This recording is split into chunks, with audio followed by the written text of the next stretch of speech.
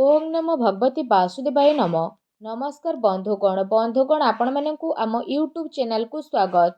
Friends आजिर ए video आमे आपण मानकु कहिबाकु जाउछु 11 तारिखर दिनटी आपणकर किपरि साब्यस्त हेबो, केउ प्रकारर आजिर दिन को आपण माने प्लानिंग करिवे कि आजिर दिन आपणक पई किपरि साब्यस्त हेबो, ता सहित जदि आमे कहिबा केउ केउ क्षेत्र रे आपणकु फायदा मिलिबो, केउ सबु जिनिस रे आपणकु सावधानीयता अवलंबन करबाकु पड़िबो, आपणकर लव लाइफ किपरि रहिबो, क्यारियर किपरि रहिबो, बिजनेस आ व्यापार किपरि रहिबो, ता सहित स्वास्थ्यर महत्वपूर्ण इनफॉरमेशन मध्य आमे आपण मानको भिडियो रे देबु। आ भिडियो शेष रे आमे आपण मानको गोटे उपाय विषय मध्ये कहबु, जहा द्वारा आपण आजिर दिन को आहुरी अधिक शुभ और मंगलदायक साब्यस्त करि परिबे। आगो को भिडियो आरंभ करिबा पूर्वरु आपणको हमर रिक्वेस्ट, जदि आपण हम चैनल रे नुआ करि आछंती तो चैनल को सब्सक्राइब करंतु, सांगरे नोटिफिकेशन बेल को मध्य ऑन करंतु, जहा द्वारा समय समय रे सो हमर नुआ नुआ भिडियो रे नोटिफिकेशन आपणको मिलि जिवो। तो आसंतु जानिबा केमिति रहिबो आपणको पई 11 तारिखर दिन। जदि सबुठारु प्रथमे आमे आपण माननकु कहिबु कि कोन आपणको पई आज पॉजिटिव रहबा पई जाउछि। जदि विशेष भाबरे आमे कहिबा फ्रेंड्स, जदि आपण व्यवसाय करूछंती किंबा जदि आपण चाकरी करूछंती तो निवेश पई मध्य आपणको नुआ नुआ अवसर प्राप्त हेबो। एहा आपणकर आर्थिक निवेश पई बहुत ही शानदार साब्यस्त हेबो, जहा पई आपणको आर्थिक लाभ प्राप्ति हेबारो भल अवसर मध्य मिलिबा पई जाउछि। ए दिन रे आपणकर भाग्य आपणको पूरा साथ देबो तथा काम कार्य क्षेत्र रे आपणको बहुत भल धरणर सफलता मध्य प्राप्त हेबो। ता सहित चल अचल संपत्ति दृष्टि जदि कहिबा, निवेश करबा आपणको पई बहुत ही शुभदायक भरा साब्यस्त हेबो। सेति पई समय आ परिस्थिति को देखि निवेशर अवसर आपण देखि नियंतु तथा निवेश करंतु, जहा द्वारा आपणको बहुत भल सफलता प्राप्त हेबो एवं आर्थिक स्थिति आपणकर काफी मजबूत हेबो। ता सहित कौनसी अप्रत्याशित आय ए सब आपणको अपेक्षा जहा करिथिला से सब आयर भल प्रयोग मध्य आपण करि परिबे। जेमिति कौनसी यात्रा बा एमिति किछि स्थिति रे आपणको उद्देश्य स्पष्टता देखा देबो। ता सहित आपण प्रतिटी स्थिति रे लोकों को निज आड़कू नेबे। आउ जदि आमे विशेष भाबरे कहिबा, ए सब पई आपण रिसर्च मध्य करंतु, निज आखपाखर लोकों सह मिशंतु, आउ निजर वरिष्ठों को प्रभावित करिबा पई शब्द निपुणतार व्यवहार करंतु। निज क्यारियर को बनेइबा किंबा किंछि योजना बा रणनीति बनेइबा पई मध्य एहा बहुत ही शानदार टाइमिंग आपणको पई रहिबो। आपणकर साथी सहयोगी आपणकर भल परामर्श को जानि परिबे। ता सहित रचनात्मक कार्य प्रति आपणकर रुचि बढ़िबो। ए अवसर आपण लाभ मध्य उठांतु। नुआ रूप रे कार्य करिबार मौका मध्य आपणको हातरु जीवाकू दियंतु नाही। निज रचनात्मकता द्वारा निजर घर को खूबसूरत आपण बनै परिबे। निजर कार्य क्षमता द्वारा अन्य को मध्य आपण प्रभावित करिबे। कार्य क्षेत्र रे लाभ प्राप्तिर विशेष जोग बनुछि। आकस्मिक धन लाभ मध्य विशेष भाबरे आपणको होई पारे। आसंतु जानिबा आपणको पई कोन नेगेटिव रहिबो। जदि कहिबा घरेलू समस्या को दूर करिबारे आपणको घरेलू विकास संभव रहिछि, अन्यथा प्रोब्लेम रे आपण पड़ी पारंती।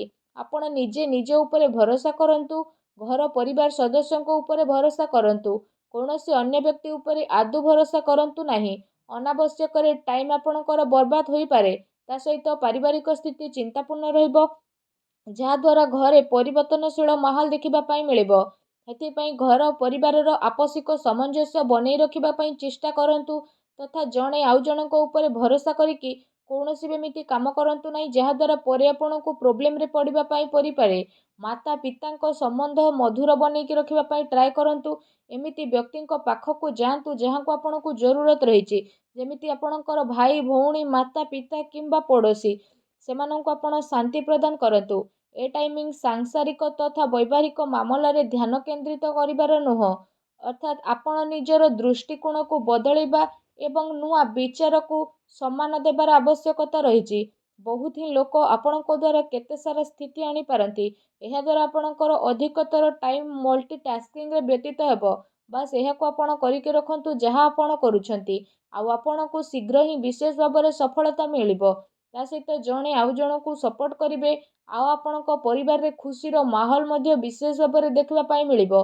कार्यभारर अधिकता कारणरू जरूरी कार्य सबु को आपण समयर सह करि नेबे। सेथि पई क्रोधर अधिकता मध्य रहिबो। ନକାରାତ୍ମକ ବିଚାର ଠାରୁ ଦୂରେଇ ରୁହନ୍ତୁ। ଉଚ୍ଚ ଅଧିକାରୀଙ୍କ ଠାରୁ ବାଦ ବିବାଦ କରିବା ଠାରୁ ଦୂରେଇ ରୁହନ୍ତୁ। ଏହା ଆପଣଙ୍କ ପାଇଁ ଭଲ ରହିବ। ଆସନ୍ତୁ ଜାଣିବା ଏ ଦିନରେ ଆପଣଙ୍କର ଲଭ୍ ଲାଇଫ୍ କିପରି ରହିବ। ଆପଣଙ୍କୁ ଆପଣଙ୍କର ପ୍ରେମ ଜୀବନରେ ସମ୍ଭାଳିକି ଚାଲିବାର ଆବଶ୍ୟକତା ରହିଛି, କାରଣ ଟିକେ ବି ବିବାଦ ଆପଣଙ୍କର ବଡ଼ ହୋଇପାରେ ଆଉ ତାର ପ୍ରଭାବ ଆପଣଙ୍କର ପ୍ରେମ ଜୀବନରେ ନକାରାତ୍ମକ ରୂପରେ ମଧ୍ୟ ଆସିପାରେ। ଆପଣଙ୍କର ପ୍ରେମ ପାଇବା ପାଇଁ ମଧ୍ୟ ଲୋକମାନେ ବ୍ୟାକୁଳ ହେବେ ଆଉ ଆପଣଙ୍କୁ ଆପଣଙ୍କର ଜୀବନରେ ବଡ଼ ପରିବର୍ତ୍ତନ ଆସିବ, ଯାହା ଆପଣଙ୍କୁ ଗୋଟେ ବହୁତ ଭଲ ରୂପରେ ଆଗକୁ ମଧ୍ୟ ନେଇଯିବ ଆଉ ପ୍ରତିଟି ସ୍ଥିତି ଆପଣଙ୍କ ପାଇଁ ବହୁତ ହି ଶୁଭଦାୟକ ରହିବ। ଏ ଦିନ ଆପଣଙ୍କ ପ୍ରେମ ଜୀବନ ପାଇଁ ବହୁତ ହି ଭଲ ଦିନ ବିଶେଷ ଭାବରେ ସାବ୍ୟସ୍ତ ହେବାକୁ ଯାଉଛି, ଯେ ଦିନର ଆପଣଙ୍କୁ ଅବଶ୍ୟ ହିଁ ଲାଭ ଉଠାଇବାର ଆବଶ୍ୟକତା ରହିଛି। ଆସନ୍ତୁ ଜାଣିବା ଆପଣଙ୍କର ବ୍ୟବସାୟ କ୍ୟାରିୟର ଆଜି କିପରି ରହିବ। ଯଦି କହିବା ଆଜି ବ୍ୟବସାୟିକ ଗତିବିଧି ଆପଣଙ୍କର ସଫଳ ହେବ, କାରୋବାରରେ ଧନ ଲାଭର ସ୍ଥିତି ମଧ୍ୟ ବନୁଛି। ପ୍ରପର୍ଟି ଆଉ ସେୟାର ବଜାରରେ ନିବେଶ କରିବା ଆପଣଙ୍କ ପାଇଁ ଲାଭଦାୟକ ସିଦ୍ଧ ହେବ। ଅନାବଶ୍ୟକ ଖର୍ଚ୍ଚର ଅଧିକତା ରହିବ, ଯାହା ଉପରେ ଆପଣଙ୍କୁ କଣ୍ଟ୍ରୋଲ କରିବା ପାଇଁ ପଡ଼ିବ। ତା ସହିତ ଚାକିରି କରୁଥିବା ବ୍ୟକ୍ତିବିଶେଷଙ୍କ ପାଇଁ ଆଜିର ଦିନ ବହୁତ ଭଲ ରହିବ। ବିଦ୍ୟାର୍ଥୀଙ୍କ ପାଇଁ ମଧ୍ୟ ଦିନ ମିଲାଜୁଲା ରହିବା ପାଇଁ ଯାଉଛି। ତା ସହିତ ଏ ଦିନରେ ଆପଣଙ୍କ ପାଇଁ ଚାକିରି ସମ୍ବନ୍ଧିତ କୌଣସି ଯାତ୍ରାରେ ଯିବାର ବିଶେଷ ଭାବରେ ଯୋଗ ବନୁଛି।